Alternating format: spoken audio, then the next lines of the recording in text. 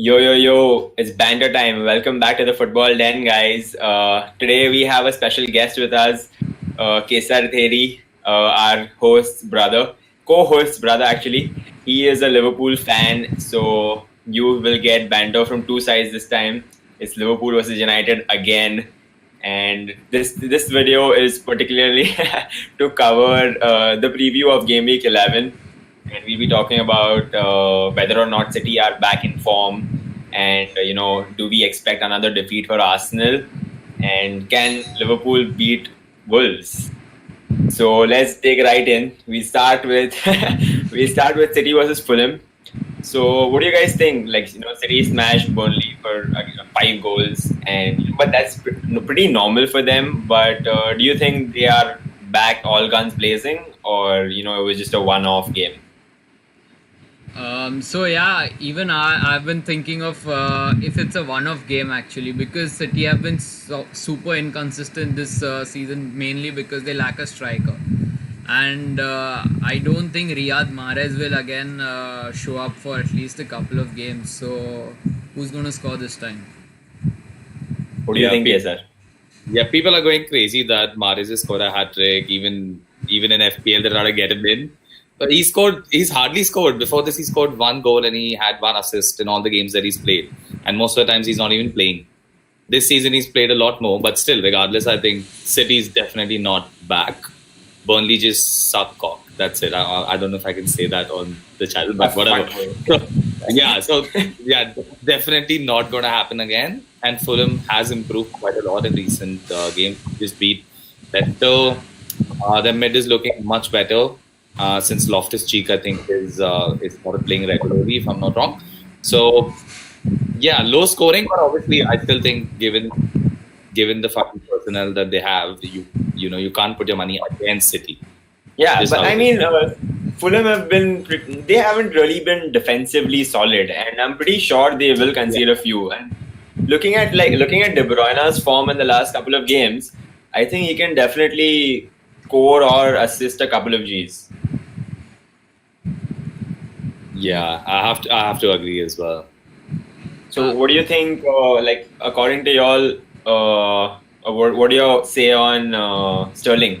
That guy has been missing from the City team, and do you think he has a way back in that team, or he's just done for and he's fallen down the pecking order for Pep?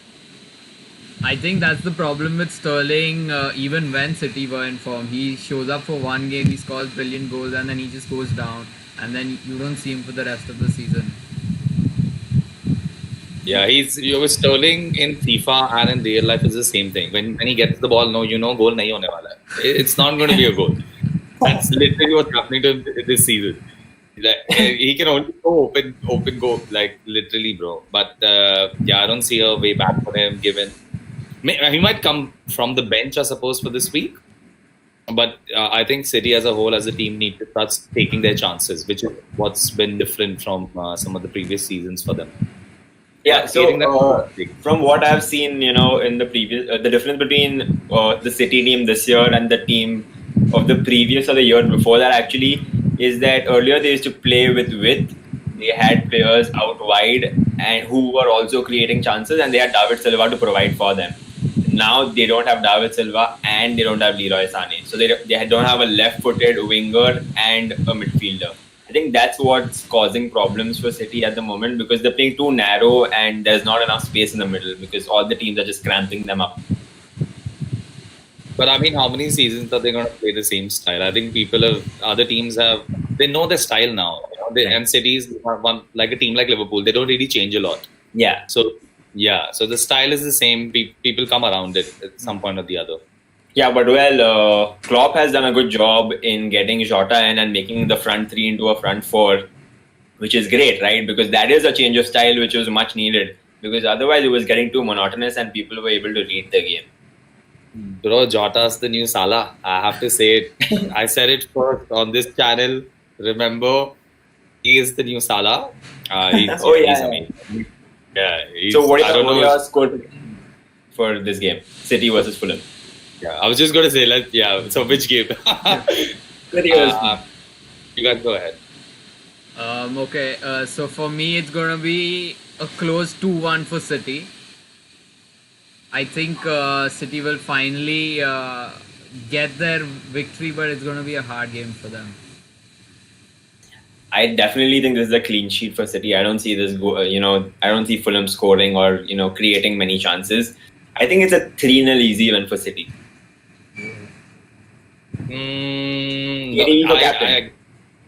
I agree part with both of you. It's going to be a clean sheet for sure, and it's going to be a tough game. I'm going to go 2-0 with one late goal from City to seal the deal, I suppose. Well, okay. Now that we've spoken about the blue side of Manchester, it's time to switch to the red. It's West Ham United versus Manchester United. United have been inconsistent as always since the past 6-7 years. And the only positive about this game is that they haven't really lost an away game. So I think this is like a good time to face West Ham because it's a real test for United. West Ham being fifth on the table, they're doing well. And yeah, they can provide some, attacking prowess against United. Yeah, West Ham have had really. Okay. No, West Ham have had really good defensive stats, so it's a real challenge for United to get through. And let's see if our main man Bruno can keep up with this. If they do, I think it's a upturn for United. And a couple, I think last week, Amber or you spoke about us getting Bruno, and he's changed the entire scene at United. But I think now Cavani could be the second man that could bring about a greater change with Bruno. What are your thoughts, Ketan? Yeah, I agree. Cavani is looking really good. He obviously needed time to settle into the squad. He's doing well, provides something that others in the team don't provide. But I mean, I don't know why no one's really speaking about this. The team, like the team has constantly been playing the same players again and again and again and again. EPL, Champions League, they're still not through, so they need to play the same team again, and then again midweek they need to play to qualify for the last 16. So at some point Bruno has to get rest. Cavani may be a different case, but some of the main players, they need to get rest. When are they going to get it? You have to qualify Champions League. So this game is probably when, like, you see Bruno or someone coming off 60th minute or whatever, that might have a big impact on the later stage of this game when West Ham has Antonio and everyone. So definitely a very difficult game for Manchester United. I don't know. I've heard a lot of fans say it's going to be easy. Oh, actually, they always think it's easy. But no, wait. I don't know any United fan that has said that any game is going to be easy for United off the late, because all the games just seem to be difficult right now. Because I don't know if Ole is the right man for the job, but this is not the right time to get into that. Martial has been off form, and he's been missing sitters. He's like Sterling Part 2 from France. Mm-hmm. And I think Cavani can only be a super sub because against PSG, I saw after the 65th 70th minute that man was out of energy. He didn't have it in him. He couldn't make the runs. He was tired. He was slacky. So I think if United do manage to take the chances, which it didn't against PSG, then maybe we can pull off a victory here. Yeah, he's a sub only. He's not the main man because he's pretty old. He's 33, 34. So I think it's right to bring him on around the 50th minute to bring that change, to put in some crosses when the opposition is tired, and he could make some moves. But overall, I think Ole has to change his tactics a bit in play a formation and a squad that works for you. He keeps experimenting with squad and Fred and some new formation. He keeps doing some changes, which is not working for him. So, I mean, yeah, go ahead. I think United generally play very well on counter, but teams like West Ham are actually going to sit back, let United have all the ball that they want, and it's impossible for United to sort of break teams down. And if Bruno has a first play, gone, finish, game over. Yep. I think that's the reason why Van de Beek needs to start more often, because he can also create alongside Bruno. So if Bruno is having a bad day at the office, maybe Van de Beek can create a couple of chances. and Cavani coming on late can, take those chances and maybe convert one of them. But talking about West Ham, actually, they do have some good, interesting attacking players. Antonio, for one. Jared Bowen looks pretty good this season. He scored 4 goals so far. And they have a new striker. I keep forgetting his name. But attacking-wise, West Ham looks dangerous. And so does our defense. Good one. Yeah, dude. Like, this is definitely not going to be an easy game for United, but I'd love to hear what you guys think of this game and how this is going to swing, in which way, and whose favor is it going to swing. I'll go first. It'll be really quick. Yeah, it'll be really quick, bro. 90 minutes of utter shit, and then Bruno wins a penalty, 1-0 to United. I see it that way. It's gonna happen that way.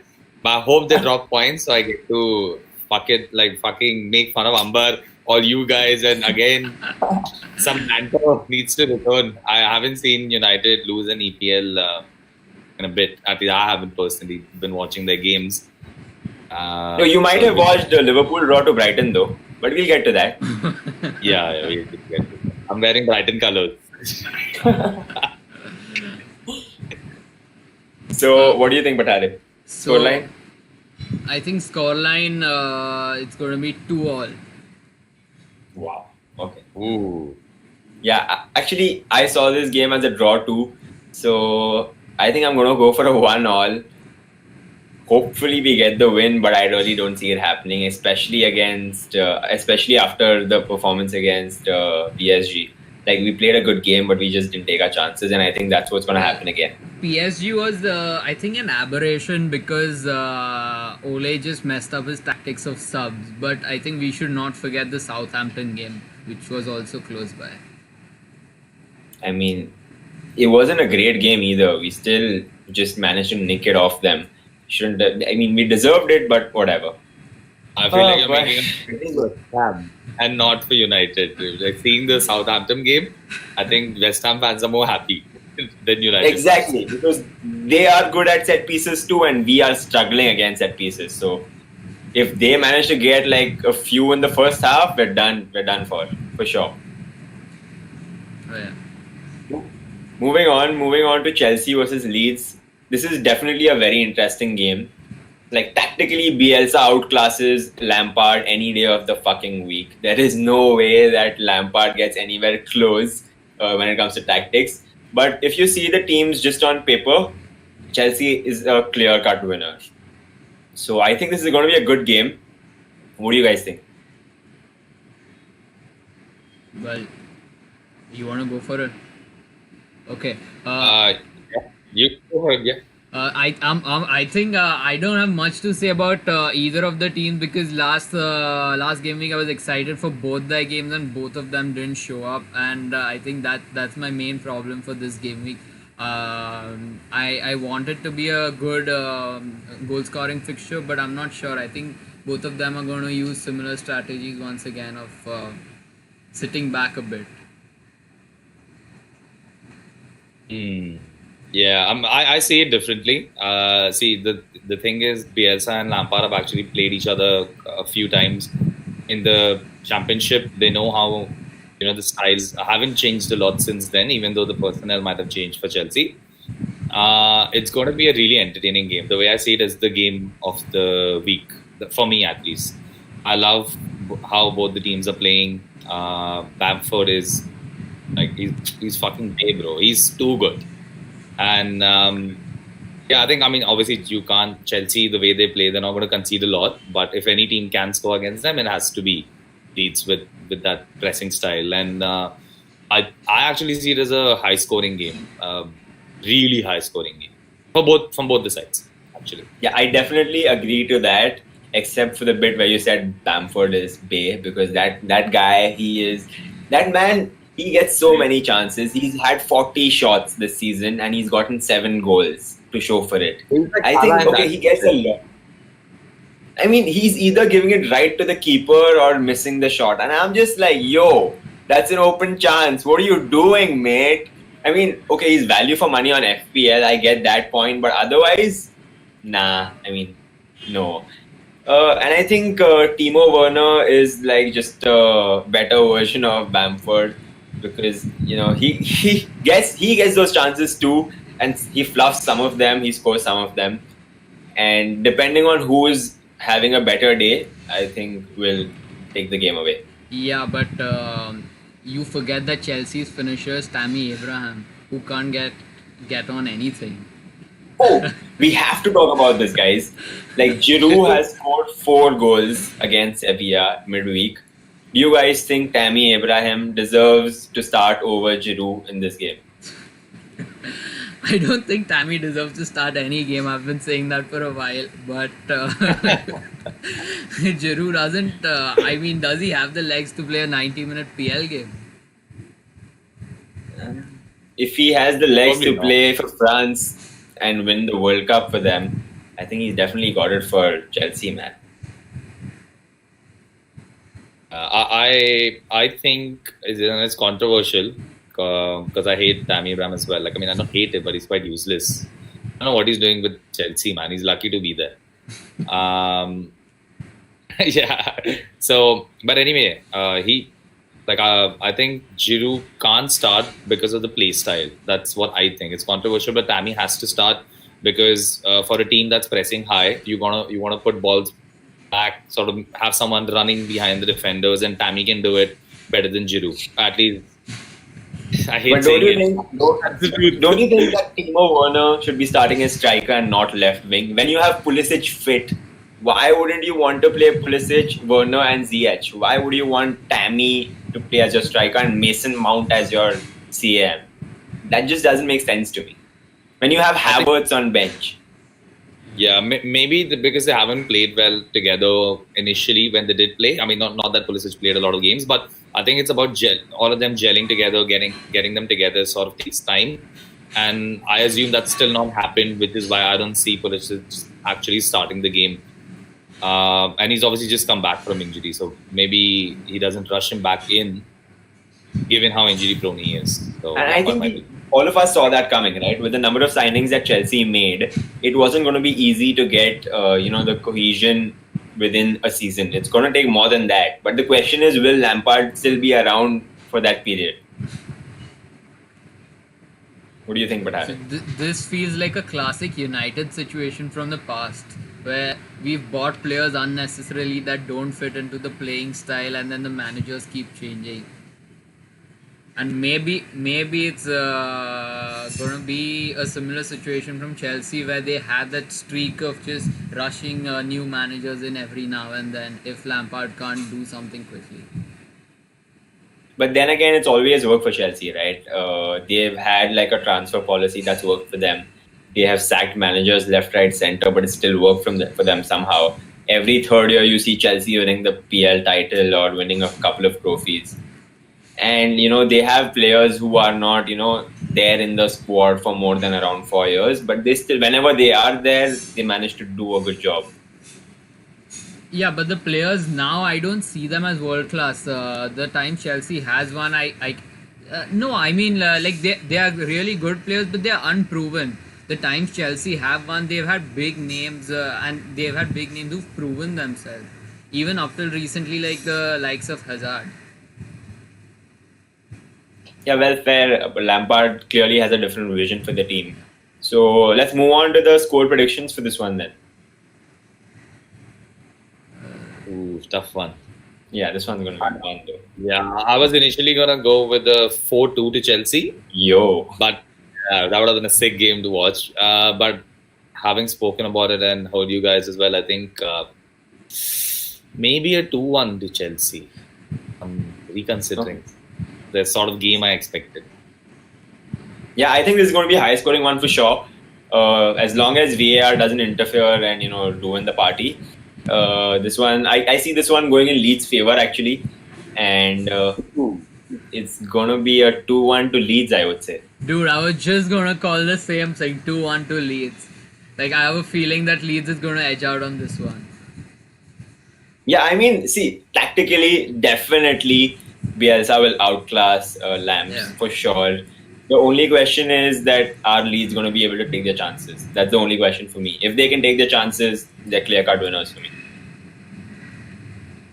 I'm hoping Chelsea drop some points because they need to. The tension is building at top of the table, so they need to drop some points. Yeah, but I don't think Chelsea is the team to worry about. I think it's more about the team from London and White, Tottenham.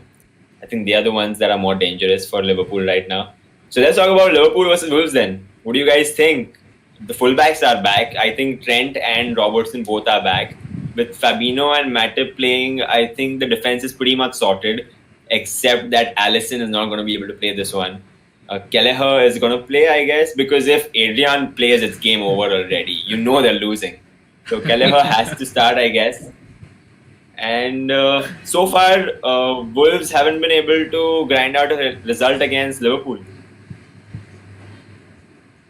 All about to change, but all about to change. I'm not entirely sure about Trent at the moment. I think he might not be fit enough to start. And if Nico Williams plays, then we are so fucked. Because I'm sure Nino is going to put that fast motherfucker Adama on one wing against that guy. And he's going to kill him. Like, it's going to be a bloodbath. And yeah, you're right. I mean, Liverpool can't get a break at the moment. One person recovers, two people fall down injured. So it's one of those seasons, and like because I have the platform now, I'm actually telling people that there is no way Liverpool is fighting for top 4.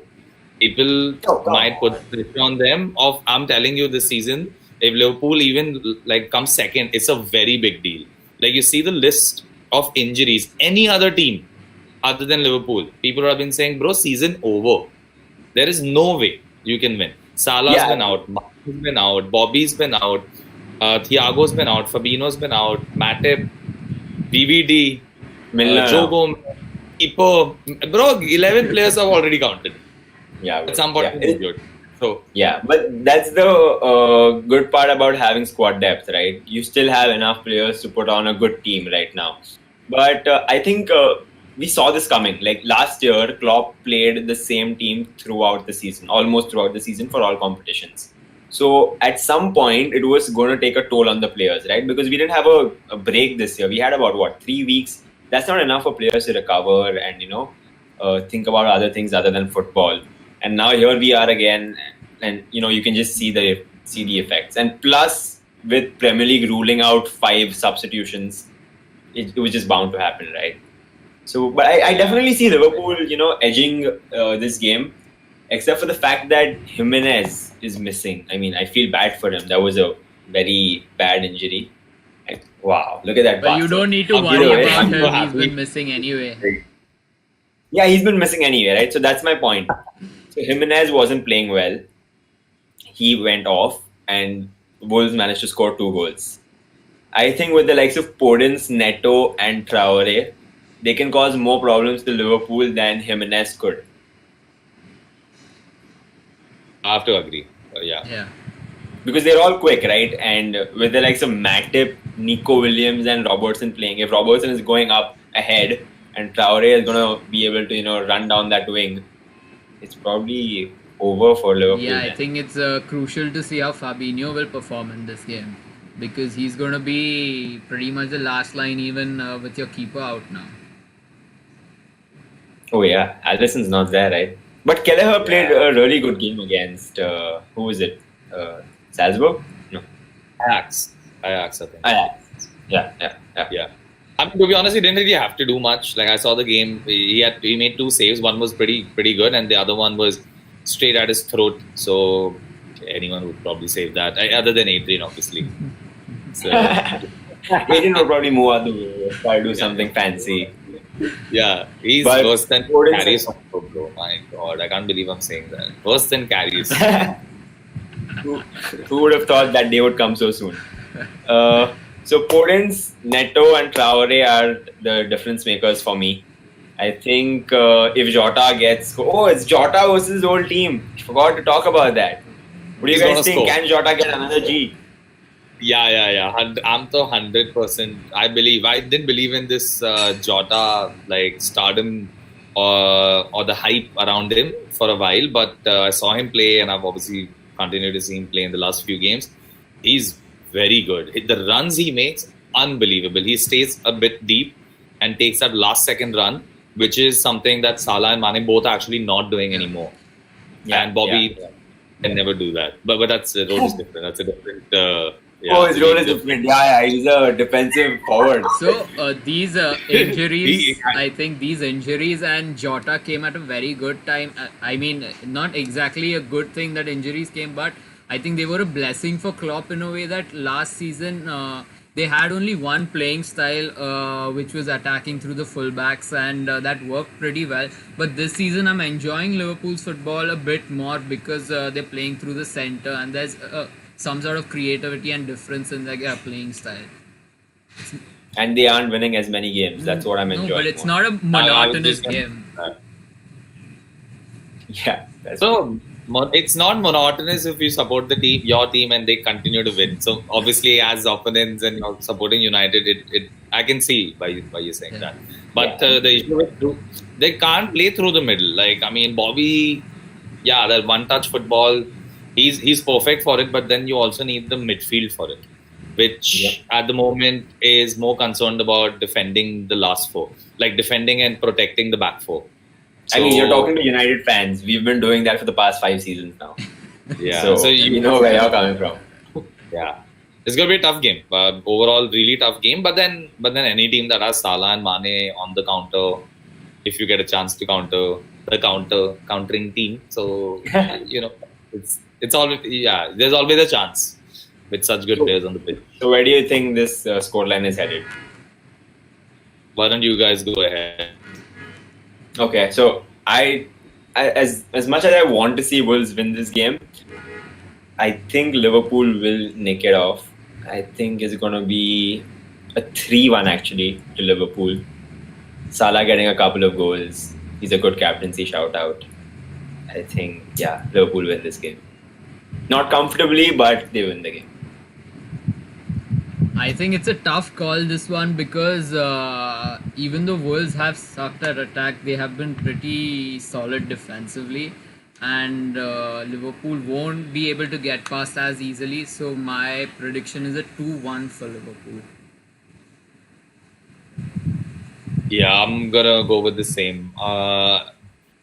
The thing is, because it's at Anfield, I know Liverpool won't lose. I hope that doesn't happen. Let me touch wood first. Liverpool now lose this game only. But I'm actually quite scared for Liverpool. Very scared. I mean, the fans are back in the stadium, right? So I think that's a plus point for Liverpool, I guess. 100%. We get to sort of celebrate the EPL that we won last season. But it's never too late to celebrate. The fans deserve it, whatever you might say. Actually, I'm going to go with the 2-1 for Liverpool, but in a very controversial way. I'm going to really predict this. VAR giving a 88th minute penalty. Salah takes it. Right in the middle. Oh, now I just know Kesar is Ambar's brother. Oh yeah, last week the same thing happened. I'm getting visions. 90th minute penalty, Bruno Fernandes goal. Like, ठीक है. It runs in the family. Moving on to the game of the week. I really wouldn't want to call it the game of the week because it's Arsenal. It's Tottenham versus Arsenal, and Arsenal have just been shambolic this season. And I really want Uncle Mo to give Arsenal a smacking. But I don't see it happening, man. I don't know. Arsenal always show up against Tottenham. So this is going to be a tough game for me. That's what I feel. What do you guys think? Well, it's one team that has plateaued against another team that has taken a dip in form. So I don't know how this game is going to turn out this time. If Spurs were on their red hot form run, which they were a couple of weeks ago, I would have predicted a Spurs win easily. But this is going to be a tough one between both of them. I see it the same way. It's going to be tricky because Spurs are not playing that great, but they obviously nick results, which is what champions do. That's what they want to do this season. Arsenal, they even if they play an under 12 Podar team, they'll probably lose. Sorry to whoever doesn't know, Podar is school. Find out, Google it. It's quite interesting place to grow up. Uh, we're all specimens of that school. But it's not looking good for them. It's not looking good for Arteta. And Aubameyang, oh my God! Like, what is he doing this season? Like, where is he? That's the question. Where is he? So last episode, I told them that I'm gonna file an FIR missing person report against Aubameyang because that man, I don't know where the fuck he is. He's gotten his money. He's gotten a doppelganger who's playing for him on the pitch. This man is somewhere else chilling because that can't be the Aubameyang we all know, right? I think Arsenal players, it's a thing with all of them since the past that eventually they get bored of playing at Arsenal and they are just there for the money or whatever. And probably if he gets the opportunity, he'll move on to a better team and win the title next season. Oh, you think he's a Robin Van Persie? Well, that didn't happen with only Van Persie. That happened with so many players. That happened with Nasri and City also. Yeah. Fabregas also. Yeah. Yeah, I guess so. But see, Lacazette has always performed against Tottenham. I mean, he's not a great striker. He's not quality. But somehow he just gets this adrenaline rush against Tottenham and he manages to score a couple of goals. Plus, this game, Kane might be missing. So that is a big problem for Tottenham and Mourinho. What do you guys think? Last I read, he is fit. Mourinho has said that he has a niggle, but he's going to play. Oh, okay. Kane is, yeah. So, I mean, to be honest, even if he's playing, I mean, obviously it's a big deal if he's playing. Otherwise, dynamic of the team changes. But the play style is going to be the same. Like you know what you expect is going to be the same thing from Spurs. It's just going to be 4 and 5 or 5 or 4 sitting there chilling and waiting for one chance to whack the ball to Kane, and Kane without saying is going to whack the ball ahead to Son and he's going to score a goal. Every game. Every game. It's monotonous. This is monotonous. See, but that's the whole thing, right? Does anyone else have the quality that Kane has to provide those balls for Son? Because if Kane is not featuring in this game, or if he's 50% fit and he can't give those balls to Son, who else is going to do that? There is Mora and Bale also available, but I mean, I get your point. Kane is their star player and he's been surprisingly good at assists this season. 9 assists, that's not a joke. But I think with Kane injured now, Son needs to start finding some form of his own. Like he's been brilliant in finishing what Kane has provided for him, but he needs to take up the creativity role now for a while at least. Debatable, I guess. Well, no, they're just nicking by. So if creativity is not coming from Kane anymore, then some other player needs to step up until Kane hits his form once again. Yeah, that's fair. That's fair. What do you think, Kesar?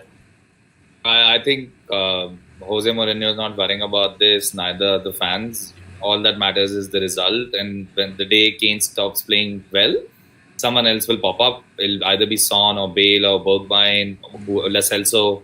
They've got in terms of squad, like they actually have one of the better squads in Europe. Like better than City, also I would say. Better than City, but better than everyone.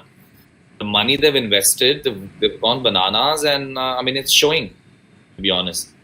And we have to expect back Bale. He's still to come to his best, and with Bale in the team at his best, this team is going to be amazing to watch. People have been still saying, that Bale is still to come to his best and all of that. But he hasn't been his best for the past 2 years. So is the best past him? Is he ever going to be what he was? Is he ever going to be close to what he was? Or is this just it? That's my question for everyone. I don't know if Bale can really perform at the highest level anymore. Well, I think that's completely up to Bale because he has the skill, he knows it, and I think he's just gone into this comfortable rhythm of chilling on the bench and playing golf, and if he decides, he can change that because he definitely still has the skill. Psychology talk from Patale. I think you should talk to Bale, bro. I fully expect him to, after this season, to go to China or somewhere where he's going to make money and just relax in life. Yeah, now he's done. He's like, yeah, I've played my game. I've won, made my money. I'm just gonna chill now. Maybe in the States or in China. But either way, where do you guys see the scoreline headed for this one? Well, I see a 1-0 to Spurs, a close 1-0 to Spurs. Why? Yeah. Why do you Yeah. think that, Because I said Spurs it's going are to be good? a tough game. Both of the teams are defensively well because Mourinho is the defensive master and Arsenal have improved that defensive game. And attacking, Arsenal are just absent. Spurs are not looking that good in form right now. So it's going to be a close 1-0 for Spurs because Spurs are definitely the team that's edging out currently. Are you gonna go Yeah. Kessler? Yeah. Yeah, I mean, there's not much to say, man. I'm like, this is two big teams, and it's quite sad that this is one of the games I'm least looking forward to. I'm not going to even watch it. Like, I have to be honest. It's two absolute rubbish teams. The style. I'm not. I mean, I'm sorry to whoever's a fan, but I don't enjoy it, and I'm being honest. I see Spurs 1-0 only because Arsenal suck a lot more than Spurs at the moment. There's no good reason. Yeah, exactly. Because I have to predict. Yeah, but would I be happy to see Arsenal win? 100%. Like I'm hoping in my heart that Arsenal come up with some miracle and they win. But I don't know how. I don't know how. No one knows how, I guess. I think I'm gonna go with a controversial scoreline here. I don't think a lot of people are gonna agree with it, but I'm gonna say 2-2 here, because, like I said, Arsenal just managed to score against Tottenham, and I don't think Tottenham are gonna let go this time, and they will manage to get a draw. Because if Arteta loses this game, he's facing the sack in December, guys. There is no way in hell that he deserves to be at that club if he loses this game. So I don't see them losing this game for sure. There's no way that Arsenal lose the game. We'll see. And I guess that's about it. I mean, there's nothing more to say about this game or any other games that we've covered so far. Even if Arsenal win, I think he's gone. He's going in this. But the thing is, who are you going to bring? There's no one. Bro, that's the real question. Yeah. There is no manager that can get them out. Oh, there are managers, but none of them are available. And why would they want to come to Arsenal? Exactly. I think. Yeah, there is one. Arsenal Wenger. Oh, he'll come back for sure. Oh boy, wouldn't that be fun? If Wenger gets the job back, he'll be like, bitches. What was that dialogue? I forgot. Something brought you back to me. What was that? I forgot. Either way. So that's about it from us for this week. To figure out. Huh? That's one for the audience to figure out. Oh yeah, guys, that's one for y'all. Either way, that's all from us, and I hope you had fun listening to all our predictions, and hopefully all of them come to, at least some of them do. It was great fun having Kesar on, a Liverpool fan again, and we'd love to see Liverpool lose again. So that's it from us.